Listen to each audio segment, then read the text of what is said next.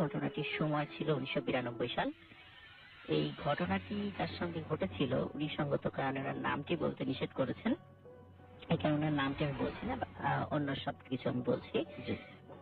উনি ওনার এখনো রাজবাড়ী সদর যে উপজেলা, রাজবাড়ী সদর যে শহরের একদম মানে প্রাণকেন্দ্রে যে বাজারটা রয়েছে, বাজারে ওনার গ্রোসারি শপ রয়েছে, যেটাকে আমরা মুদিখানার দোকান বলি। ওনার বাড়িটা হচ্ছে রাজবাড়ী জেলা থেকে একটু ভিতরে, 1.5 থেকে 2 কিলোমিটার ভিতরে লক্ষ্মীকুল গ্রামে। তো উনি যে কাজটা করতেন সেটা হচ্ছে যে প্রায় রাত 9টার দিকেই দোকান বন্ধ করতেন এবং সবকিছু গুছিয়ে নিতে নিতে এবং বাড়িতে পৌঁছতে পৌঁছতে ওনার রাত 10টার একটু বেশি বেঁচে যেত। ওনার দোকানের যত কর্মচারী ছিলেন তাদের সকলের বাড়ি ছিল লক্ষ্মীকুল গ্রামে। যে কাজটা করতো সেটা হচ্ছে যে উনি এবং ওনার কর্মচারী একসাথে বের হতো এবং কয়েকজন কর্মচারী বাড়িতে চলে যেত এবং 1-2 জন কর্মচারী ওনাকে ওনার বাড়ি পর্যন্ত এগিয়ে দিয়ে তারা আবার তাদের বাড়িতে চলে যেত। এটা ছিল একদম দৈনন্দিন ঘটনা। আচ্ছা, ঘটনাটির সময় ছিল বৈশাখ মাস, যখন কালবৈশাখী ঝড়ের সময়।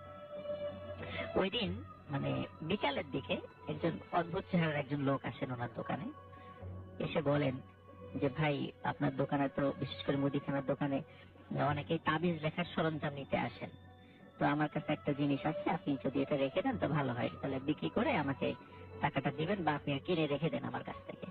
তো আসলে রাসেল ভাই অনেক সময় যারা তাবিজ লেখেন আর কি, যারা এই প্রফেশনের সাথে জড়িত আছেন বা এই বিষয়ে যারা পারদর্শী, ওনাদের লেখার জন্য বিভিন্ন ধরনের জিনিস, যেমন পাতলা কাগজ, জাফরান কালি, তারপরে আপনার শুকনো চামড়া, এই জিনিসগুলো লাগে আর কি বিভিন্ন ধরনের কাজের জন্য। তো উনি যে খেয়াল করলেন যে লোকটি আসছে উনি শুকনো চামড়া নিয়ে আসছিল। যখন জিজ্ঞেস করলেন যে এটা কিসের চামড়া, তখন উনি বললেন এটা হচ্ছে ছাগলের শুকনো চামড়া।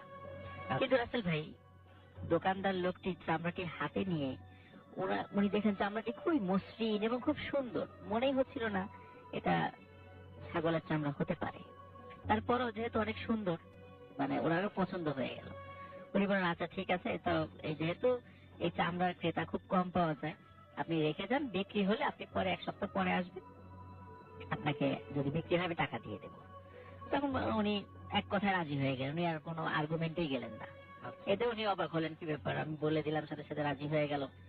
তো যাই হোক রাসেল ভাই, ওই দিন বিকালে প্রচন্ড ঝড় হয়েছিল রাজবাড়ী শহরে, যেহেতু বৈশাখ মাসের সময় ছিল। আমরা জানি কাল বৈশাখের ঝড়টা সাধারণত বিকাল বা সন্ধ্যার দিকে একটু বেশি হয় আর কি। বৈশাখ মাসের ওই ঝড়ের কারণে রাজবাড়ী জেলার বিদ্যুতের খুঁটিগুলো বেশ অনেক জায়গায় ভেঙে পড়ে। তখন আমাদের রাজবাড়ী জেলার যেই লাইনটা ছিল সেটা ফরিদপুরের সাথে সংযুক্ত ছিল। ফরিদপুরের ওই কয়েকটা লাইন ছিঁড়ে পড়ার কারণে রাজবাড়ী জেলার বিদ্যুৎ টোটাল জেলায় বিদ্যুৎ বিচ্ছিন্ন হয়ে যায়। আচ্ছা, তো যারা এখন রাতের বেলা ওনারা যথারীতি মানে দৈনন্দিন যেভাবে যান আর কি, ঠিক সেভাবেই গুড়ি গুড়ি বৃষ্টি পড়ছিল, আকাশে বিদ্যুৎ চমকা ছিল, ওটার মধ্যে দিয়ে ওনারা কর্মচারী সহ উনি বাড়ির দিকে পা বাড়ান। রাসেল ভাই, যেহেতু বৃষ্টি হচ্ছিল, অন্যান্য কর্মচারীদেরকে উনি বললেন তোমাদের কষ্ট করে আর আমাকে বাড়ি পর্যন্ত এগিয়ে দিতে হবে না, তোমরা বৃষ্টির মধ্যে আর আমার বাসা পর্যন্ত আসার দরকার নেই, তোমাদের যেতে ফিরে যেতে আমার কষ্ট হবে, তোমরা বাড়ি চলে যাও। আচ্ছা, তখন উনি ওনার কর্মচারীদেরকে বাড়িতে পাঠিয়ে দিয়ে উনি নিজেই মানে ওনার বাড়ির দিকে হাঁটা শুরু করলেন। ওনার বাড়ির এরিয়াটা ছিল একটু বড় এলাকা নিয়ে, বড় জায়গা নিয়ে, যেহেতু ওনার অবস্থা ভালো ছিল, বাড়ির চারপাশে বড় একটা পুকুর ছিল বাড়ির পাশে। আর রাসেল ভাই, ওনার বাড়িটা যেহেতু লক্ষ্মীকুল গ্রামে ছিল, লক্ষ্মীকুল গ্রামে বেশ পুরাতন, বিশেষ করে রাজবাড়ী জেলা যে রাজার নামে হয়েছে, রাজা সূর্য কুমারের নামে, তো ওনার একটা অনেক পুরাতন রাজবাড়ি একসময় ওখানে ছিল এবং এখনো বড় বড় কয়েকটা পুকুর আছে। সেই পুকুর নিয়ে অনেক কাহিনী প্রচলিত আছে, অন্য কোনো সময় হয়তো বা সেগুলো আমি শেয়ার করবো। রাসেল ভাই, ওই পুকুরগুলো পার হয়ে ওনাদের বাড়ি আরো ভিতরে যেতে হয় আর কি। তো উনি যখন যাচ্ছিলেন, ওনার হাতে কিন্তু টর্চ ছিল, ওই সময় যে 5 ব্যাটারির টর্চ যেটা আমরা বলি অনেক সময়, ওই সময় এখনকার মতো তো চার্জার মানে টর্চ ওই সময় ছিল না। তো উনি ওনার বাড়ির দিকে যখন যাচ্ছিলেন, তো যেহেতু বৃষ্টি হয়েছে, তখন উনি ওনার বাসার কাছাকাছি যখন এসেছেন, বাড়ির আগেই ওনার পুকুরটা পড়ে, তখন উনি খেয়াল করলেন যে পুকুর থেকে মাছ উঠে এসেছে। আমরা কিন্তু রাসেল ভাই যে বৃষ্টির সময় দেখি যে শোল মাছ, টাকি মাছ, কই মাছ, এগুলো অনেক সময় পানির স্রোতের সাথে উঠে আসে, ডাঙায় উঠে আসে আর কি। এটা আমি ছোটবেলায় আমি এগুলো ধরেছি, খুব মজা পেতাম আর কি। তো উনি রাতের বেলা এই দৃশ্যটা উনি দেখেন যে বেশ বড় আকৃতির, ওনার কাছে দেখে মনে হচ্ছিল শোল মাছ। উনি আবার কি করলেন, টর্চ লাইটটা জ্বালানোর চেষ্টা করেন। অদ্ভুত ব্যাপার আসলে ভাই, ওনার টর্চ লাইটে ব্যাটারি গুলো ছিল, সবগুলো ব্যাটারি চার্জ ছিল, কিন্তু ওনার টর্চ লাইটটা কোনো একটা কারণে জ্বলছিল না, ওই মোমেন্টে জ্বলছিল না। তো উনি চিন্তা করলেন যে কি ব্যাপার জ্বলছে না, কোনো একটা সমস্যা হতেই পারে। এই চিন্তা করে উনি আর টর্চ লাইটের দিকে মানে মনোযোগ না দিয়ে উনি চিন্তা করলেন যে মাছগুলো যেহেতু আমার সামনে আছে, আমার কাছে তো একটা ব্যাগ আছে, আমি ব্যাগের মধ্যে মাছগুলো একটু উঠিয়ে নিই, ধরে নিয়ে যাই আর কি। তো সেইভাবে সেই কাজ, উনি বেশ 10-12টা মাছ উনি ওর ভিতরে উঠানোর পরে তো উনি বাড়িতে চলে যান। বাড়িতে যাওয়ার পরে ওনার স্ত্রীকে বলেন যে এই মাছগুলো রান্নাঘরে নিয়ে রেখে দিতে, সম্ভব হলে এখনই সেগুলো কুটে ফেলতে। এখন আসল ভাই উনি ওনার স্ত্রীর কাছে মাছের ব্যাগটা দিয়ে উনি যখন ওনার রুমে প্রবেশ করেন এবং যখন একটু ড্রেস চেঞ্জ করছিলেন, কিছুটা ভিজে গেছিলেন যেহেতু বৃষ্টিতে, হঠাৎ রান্নাঘর থেকে মানে প্রচন্ড শব্দে ওনার স্ত্রীর এক আর্তনাদ ভেসে আসে ওনার কানে, এবং বাড়ির অন্য সদস্যরা মিলেও দৌড়ে রান্নাঘরের দিকে ছুটে যান। দেখেন যে ওনার স্ত্রী সেন্সলেস হয়ে পড়ে আছে, এবং যে ব্যাগটা, মাছের ব্যাগটা ছিল, সেই ব্যাগে একটি মাছও নেই। তখন সবাই মিলে তাড়াতাড়ি করে ওনার স্ত্রীকে মানে পানি ছিটা দিয়ে বিভিন্ন প্রক্রিয়া করে ওনার স্ত্রীর জ্ঞান ফিরানো হয়। তো স্ত্রীর জ্ঞান ফিরানোর পর তখন তাকে জিজ্ঞেস করা হয় আসলে ঘটনাটি কি ঘটেছিল। তখন ওনার স্ত্রী বলেন যে উনি মাছের ব্যাগটি নিয়ে যখন রান্নাঘরে এসেছেন এবং একটি একটি করে মাছ বের করবেন এই চিন্তা করে মনে করেন যে কেবল মানে একটা হাত মানে ব্যাগের মধ্যে দিয়েছেন, হঠাৎ করে ওনার মনে হয়েছে কেউ যেন খপ করে ওনার হাতটা চেপে ধরেছে। তখন উনি চিন্তা করেছেন যে হয়তোবা কোনো মাছ হয়তোবা আমাকে মানে কামড় দিয়েছে। এই চিন্তা করে উনি ব্যাগের মুখটা খুলে দেখতে গিয়েছেন আসলে কি হলো। যখনই রাসেল ভাই উনি ব্যাগের মুখটি খুলেছেন, দেখে যে ওখানে একটি মাছও তো নাই, বরং সেখানে রয়েছে বাচ্চাদের মানে আঙ্গুলের মাথা থেকে শুরু করে কোনোই পর্যন্ত এই হাত, কাটা হাত, প্রায় 15-16টা কাটা হাত ওই ব্যাগের মধ্যে রয়েছে, এবং ওই একটা হাতই খপ করে ওনার হাতটা চেপে ধরেছে। আচ্ছা, তখন উনি ওই দৃশ্য দেখে সাথে সাথে সেন্সলেস হয়ে পড়ে যান চিৎকার করে। মানে এতটুকু ওনার মনে আছে, পরে আর কিছু মনে নাই। পরে এসে আর কোনো মাছ তো ছিলই না। তখন সবাই বললেন যে রাতের বেলায় এভাবে মাছ নিয়ে আসতে হয় না, মাছ নিয়ে আসলে এরকম ভয়ঙ্কর কিছু হতে পারে। সবাই মানে এইভাবে ওই যে দোকানদার যে আঙ্কেল আর কি, ওনাকে একটু ভৎসনা করলেন। উনি চিন্তা করলেন হয়তো এরকম একটা ঘটনা হয়ে গেছে, প্যারানরমাল একটা ঘটনা, এই ঘটনা এখানেই শেষ, উনি এটাই মনে করেছিলেন। এটা ছিল সবে শুরু মাত্র। তো এর ঠিক পরের দিন উনি যখন রাতের বেলা বাড়িতে ফিরছিলেন, বাড়িতে ফেরার পর ওই দিন আবার সব ওনার কর্মচারীরা ওনার বাড়ি পর্যন্ত এগিয়ে দিয়েছিল, যেহেতু আগের দিন একটা দুর্ঘটনা ঘটে গেছে। এই জন্য ওই দিন একদম বাড়ি পর্যন্ত এগিয়ে দিয়ে গেছে। কিন্তু বাড়ি পর্যন্ত এগিয়ে দেওয়ার পর উনি যখন বাড়ির বাইরের টিনের গেট ছিল, টিনের গেটটা খুলে যখনই ভিতরে ঢুকেছেন, দেখে উঠোনে 15-20টা বাচ্চা খেলাধুলা করছে। আচ্ছা, এবং অদ্ভুত ব্যাপার হলো ওই বাচ্চাগুলো সবার মাথা অস্বাভাবিক রকমের বড় এবং চ্যাপ্টা প্রকৃতির, এবং ওই সময় মানে চাঁদের আলো, যেহেতু মানে ঝড়ের সময় চাঁদের আলো ওই সময় ছিল না, একটু বিদ্যুৎ চমকাচ্ছিল। বিদ্যুৎ চমকার আলোতে উনি যতটুকু দেখলেন সেটা হচ্ছে যে প্রত্যেকের চেহারা খুবই অদ্ভুত প্রকৃতির এবং সবার চোখগুলো অনেক বড় বড়। তো উনি দৃশ্য দেখে কিছুটা একটু ভয় পেলেন এবং চিন্তা করেন যে এই ধরনের বাচ্চা তো আমাদের গ্রামে আমি কখনো দেখেছি বলে মনে পড়ে না। তখন উনি জিজ্ঞেস করেন, এই তোমরা কারা?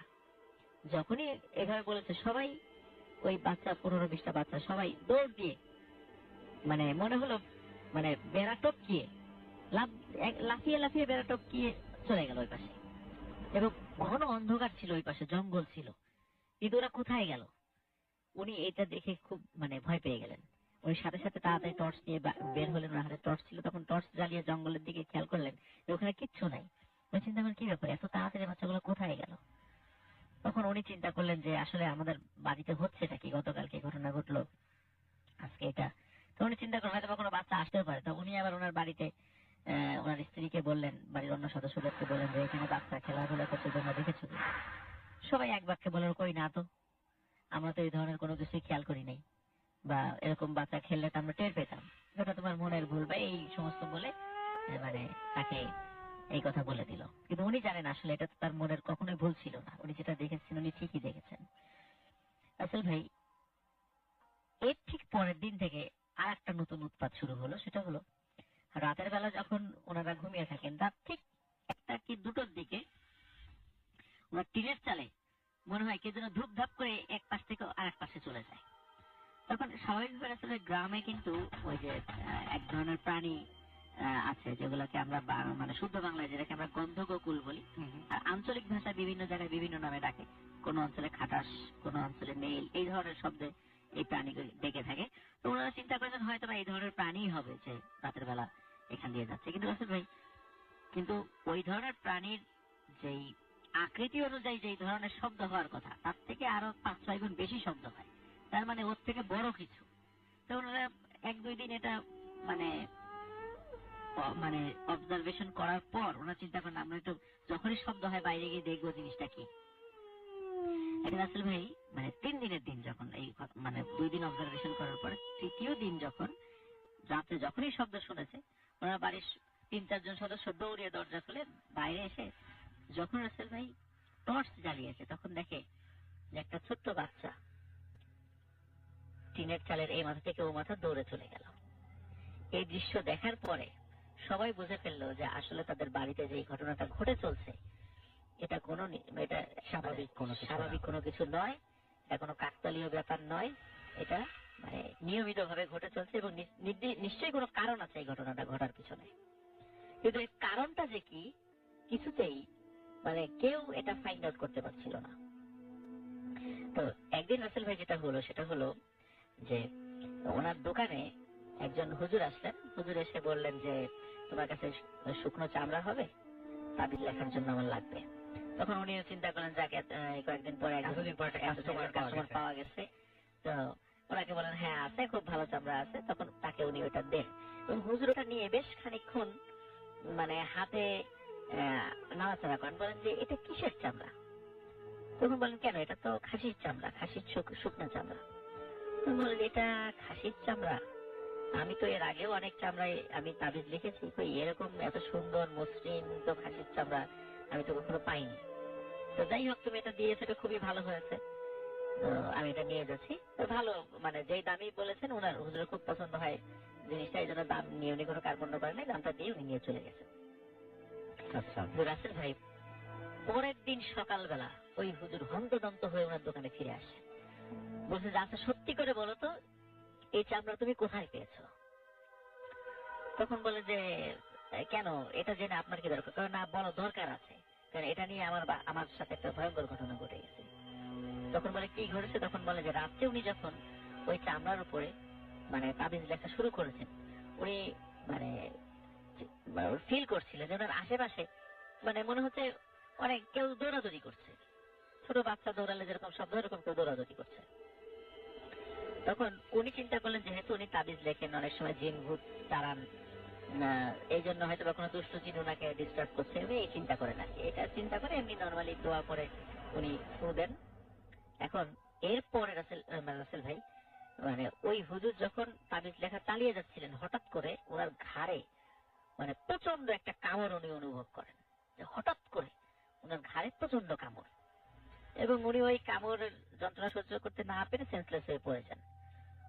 পরবর্তী সময় ওনার যখন ঘুম ভাঙে তখন ওনার ঘাড়ে ওই যখন দাগটা উনি আয়নায় দেখেন এবং পরিবারের অন্য সদস্যরা যখন দেখেন তখন মনে হচ্ছিল ছোট বাচ্চা কামড় দিলে যেরকম দাগ হয়ে যায় ওই রকম ছোট দাঁতের কামড় সেগুলো। এবং এর কারণে উনি পরবর্তীতে হন্তদন্ত ফিরে আসেন যে আমার কখনো এরকম ঘটনা ঘটে নাই, আজকে তোমার এই চামড়া লেখার সময় কেন এই ধরনের ঘটনা ঘটলো, সত্যি করে বলো চামড়া তুমি কোথায় পেয়েছ? তখন উনি বলেন যে সব খুলে বলেন যে এরকম একজন লোক আসছিল, উনি সেটা দিয়ে গেছেন, এর বাইরে আমি আর কোনো কিছু বলতে পারবো না, কিন্তু চামড়াটা রাখার পরে আমার ফ্যামিলিতেও এই ধরনের ঘটনা ঘটছিল। আচ্ছা তখন ওই হুজুর বলেন যে এই চামড়া তুমি এক্ষুনি দোকান থেকে সরিয়ে ফেলো এবং এটি নদীতে গিয়ে ফেলে দাও। আসলে আমাদের রাজবাড়ী শহর থেকে 1 থেকে 1.5 কিলোমিটার দূরে পদ্মা নদী রয়েছে। তখন উনি যেটা করেন উনি ওই হুজুরের কথা শুনে ওই চামড়াটি উনি নদীতে গিয়ে ফেলে দেন। তো ফেলে দেওয়ার পরে রাসেল ভাই আরেকটা কথা আমি বলতে ভুলে গেছি, সেটা হচ্ছে যে ওই চামড়াটা রাখার পরে ওনার দোকানের বেচা কেনা অস্বাভাবিক রকমের কমে গিয়েছিল। আচ্ছা। মানে ওনার দোকানে দেখে কোনো মানে রেগুলার যারা কাস্টমার তারা অন্য দোকান থেকে মাল কিনছে, কিন্তু ওনার দোকানে কেন জানে আসছে না। আচ্ছা। তো উনি খুব অবাক হচ্ছিলেন, কি ব্যাপার, মানে আমার দোকানে কেউ আসছে না কেন। তো এটা উনি একটু সন্দেহের মধ্যে ছিলেন যে কেন আমার দোকানে লোক হচ্ছে না কেন। তো যাই হোক, ভাই উনি যখন চামড়াটি ফেলে দিলেন, এরপর থেকে ওনার বাড়িতে এই যে এই চালের উপর যে শব্দ বা এই ধরনের কোনো প্যারানরমাল বিষয়গুলো বন্ধ হয়ে যায়। তো উনি চিন্তা করেন, যাক ঝামেলা গেছে, আপদ বিদায় হয়েছে। তো আসলে ভাই এই ঘটনার সপ্তাহখানেক পর উনি যখন রাতের বেলা ওনার বাড়িতে আবার ফিরছিলেন, হঠাৎ ওনার গেটের কাছে উনি দেখেন যে চাদরে মাথা ঢাকা সারা শরীর মোড়ানো একজন ব্যক্তি দাঁড়িয়ে আছে। তখন উনি বলেন কে, যখনই কে বলে তখন লোকটি দৌড়ে চলে যায় জঙ্গলের দিকে। জঙ্গলের ওখানে ঘন জঙ্গল, মানে ঝোপঝাড় আর কি, ওখান দিয়ে বেরোনোর কোনো পথ নাই, কিন্তু ওই ভিতরে চলে যায়। তখন উনি এটা দেখে চিন্তা করেন যে এটা কে আসলো। এটা দেখে উনিও ভয় পান যে আবার নতুন করে কোনো সমস্যা শুরু হলো কিনা। এরকম রাসেল ভাই সরি। তো এরপরে উনি চিন্তা করেন যে না, আমার দোকানের কর্মচারীদেরকে এরপর থেকে বলবো আমাকে একদম যেন বাসার ভিতরে নিয়ে ঢুকিয়ে দিয়ে আসে। তো রাসেল ভাই মানে এরপরে ওনার কর্মচারী ওনার বাসার ভিতরেই ঢুকে নিয়ে মানে দিয়ে আসতো, মানে গেটটা পার করে দিয়ে আসতো। এখন রাসেল ভাই এর পরে যে ঘটনাটা ঘটে সেটা হলো যে গেট পার করে ভিতরে ঢুকেছে, হঠাৎ করে দেখে ওনার দরজার সামনে কে যেন বসে রয়েছে, ওই যে চাদর পরা। তো যখনই বলে কে, তখনই সে লাফ দিয়ে ওই যে ঠিক যেমন ওই বাচ্চারা যেমন টিনের গেটটা টপকিয়ে খুব মুহূর্তের মধ্যে চলে গিয়েছিল, ঠিক উনি এরকম লাফ দিয়ে চলে যান। এটা দেখে উনি বুঝতে পারেন যে এটাও স্বাভাবিক কিছু না, এটাও অস্বাভাবিক কিছু। তো এরকম রাসেল ভাই প্রায়শই ওনার সাথে ঘটতে থাকে, এবং বাড়ির সদস্যরাও টের পান যে রাতের বেলা ওনার বাড়ি ওনাদের বাসার চারপাশ দিয়ে কেউ যেন ঘোরাঘুরি করছে। রাসেল ভাই একদিন উনি চিন্তা করেন যে যেভাবেই হোক এটাকে ধরতে হবে, মানে উনি একটু সাহস করেন যে এভাবে আর চলতে পারে না, এটা নিশ্চয়ই কোনো মানুষ নতুন করে আমার সাথে দুষ্টামি শুরু করেছে, এরকম উনি চিন্তা করেন। রাসেল ভাই এরপরে একদিন উনি আসছেন, তো সেদিনের বাড়ির সামনে না, ওই দিন আবার কোনো কারণে উনি দাওয়াত খেয়ে এক জায়গা থেকে ফিরছিলেন। ওই সময় বেশ রাত হয়ে যায় বাসায় ফিরতে ফিরতে। তখন পথিমধ্যে দেখে এরকম চাদর পরা একজন লোক দাঁড়িয়ে আছে। তখন বলে এই কে। তখন ওই চাদর পরা লোকটি তখন আর পালায় না, তখন আস্তে আস্তে সামনে এগিয়ে আসে। সামনে এগিয়ে এসে বলে, সামনে এগিয়ে এসে ওনার চাদরের মানে চাদরটা ওনার মাথা থেকে সরিয়ে ফেলে। সরিয়ে ফেলার পর দেখে যে ওটা সেই লোক যে ওই চামড়াটি দিয়ে গিয়েছিল তার দোকানে। তখন সে বলে যে আমার চামড়া ফেরত দে। তখন বলে যে আমি চামড়া ফেলে দিয়েছি। তুই কেন ফেললি? আমার চামড়া ফেরত দিতে হবে। তখন বলে যে এটা কোনোভাবেই সম্ভব না, আমি নদীতে ফেলে দিয়েছি, বলে তোর অনেক ক্ষতি হবে। এটা সে অদৃশ্য হয়ে যায়। তো ওই দিন রাত্রে রাসেল ভাই, যে ওনার তো 3টা ছেলে সন্তান এবং 2টা কন্যা সন্তান ছিল, তো ওনার একটা সন্তান ঘুমের ভিতরেই মারা যায়। আচ্ছা, মানে কোনো তার শরীরে কোনো আঘাতের চিহ্ন ছিল না, কিছু ছিল না, ঘুমের ভিতরেই মারা যায়। মানে সামনাসামনি কোনো ওই বাচ্চা বা ওই চাদর পরিহিত কোনো লোককে না দেখলেও উনি এখনো ঘুমের মধ্যে ওই চাদর পরিহিত লোককে স্বপ্ন দেখেন অস্পষ্ট ভাবে, এবং অনেক বাচ্চাদেরকে উনি দেখেন, ওই যে অদ্ভুত চেহারা বাচ্চাদেরকে উনি ঘুমের মধ্যে স্বপ্ন এখনো দেখেন। আচ্ছা, তো এখনো ওনার সাথে ঘটনাটা চলছে। তো যেহেতু ওনার সাথে এখনো ঘটনা চলছে, এই জন্য উনি নামটা বলতে আমাকে নিষেধ করেছিলেন যেন আমি নামটা না বলি।